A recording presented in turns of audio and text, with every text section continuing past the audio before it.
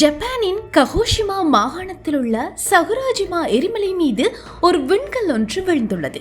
இந்த அரிய நிகழ்வு ககோஷிமா நகரவாசிகளையும் உலகம் முழுக்க உள்ள விஞ்ஞானிகளையும் ஆச்சரியத்தில் ஆழ்த்தியிருக்கிறது.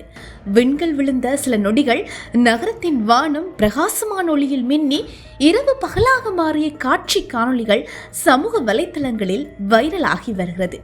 சகுராஜிமா ஜப்பானின் மிகவும் சுறுசுறுப்பான எரிமலைகளில் ஒன்றாகும்.